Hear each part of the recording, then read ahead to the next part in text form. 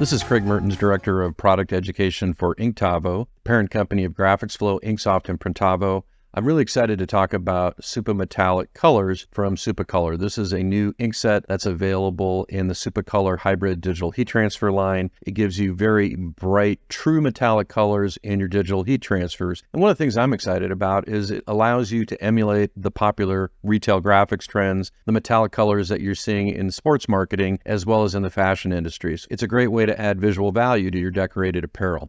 The art preparation process for Supametallics is a little bit different, and fortunately, Supacolor has provided this very handy ordering guide that'll walk you through the basic process for setting up your orders. I'm going to walk you through that right now. In terms of color options, if you're using what we call spot metallic inks, there's 28 different colors, and they're numbered M1 through M28. These colors all create a different metallic effect, and when you're creating your graphic, in order to get this effect, you need to apply one of these colors, either its CMYK values or using a specialized color swatch that we can install into both Adobe Illustrator or Photoshop. There are three different types of metallic prints that are available. The first one's called spot metallic, and you're going to use this option when you want just a specific color in your artwork to be made metallic.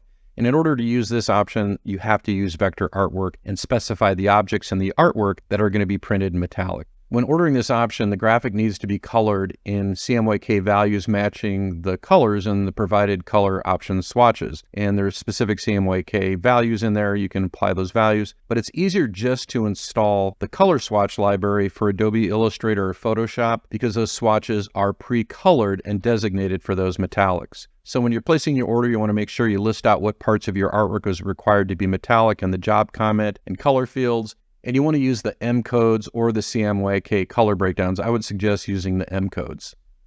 The second type of metallic is a single color metallic.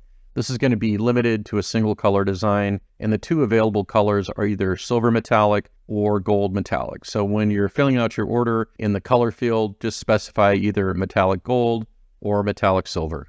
The third type of metallic is flood metallic. This is another single color option, and it's always going to be silver ink that's going to be applied to the entire artwork file. The metallic effect is going to be more visible on light colors and less visible on dark colors.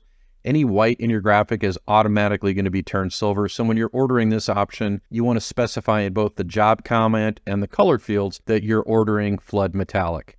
Supacolor has also provided a downloadable PDF file that has artwork specs for Adobe Illustrator and Photoshop users. The technique for creating artwork in Adobe Illustrator and Photoshop with the Supametallic spot colors is going to be reliant on the metallic swatch reference sheet. So this sheet is available as a physically printed chart. You can actually see the colors that are going to be produced when you choose those colors, and they're going to be considerably different from the colors that you're going to see on your computer screen. So what you're going to do is you're going to go to that chart that's physically printed, you're going to select the color from the chart, and then you are going to recolor the design in Photoshop and Illustrator using the color that you selected from the chart.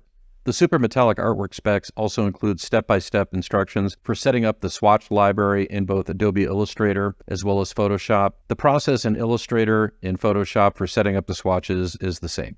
I'm going to walk you through setting up the swatch library for Supametallics in Adobe Illustrator. So what I'm going to do is I'm going to select Swatch Libraries, Other Library. I'm going to download the swatch library from the provided link. It's going to come in as a zip file. I'm going to extract the zip file to a location on my hard drive, and then I'm going to navigate to that location, and I'm going to highlight the file right here, supametallics.ase.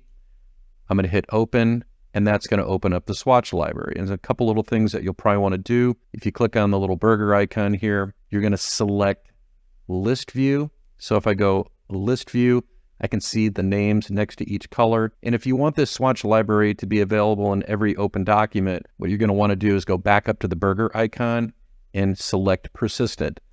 If you close the swatch library, you can always reopen it by simply going to your swatch libraries and selecting it. I'm going to walk you through setting up a vector graphic for Supametallics in Adobe Illustrator. I'm going to start with the graphic that I've selected from my GraphicsFlow platform. I did a quick search for lacrosse. I'm going to select this graphic right here. I'm going to click on Customize, and I'm going to name drop it real quick.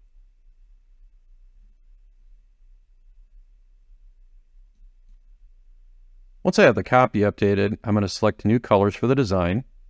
So this gold right here is going to become more of an old gold. Hit apply, it'll globally change the colors. And then I'm going to take the black and I'm going to make it into a bright blue and click on apply. The next step would be to save the design. I'll save it to a folder in GraphicsFlow so it's securely stored in the cloud. And then I'm going to download a vector PDF file that I can edit in Adobe Illustrator. Once I've opened the PDF file in Adobe Illustrator, I want to make sure the graphic is ungrouped, and then I'm just going to recolor it. So I'm going to select this object right here. I'm going to go to my Supametallic chart. I'm going to select a new color. Then if I want to select multiple objects and change them globally, I'll just select one instance of a color, go to select, select same fill color, and then choose my next metallic color. So in this case, we're actually using two metallic colors in the same design. If you have strokes within the design, you'll also have to recolor the strokes. It is a simple process setting up a file in Adobe Illustrator or Photoshop for Supametallics. By recoloring the file with the Supametallic color chart, we're letting the production department at Supacolor know which color in the design we want to print with the Supametallic inks. If you want to set yourself apart from your competition, I would definitely recommend giving Supametallics a try.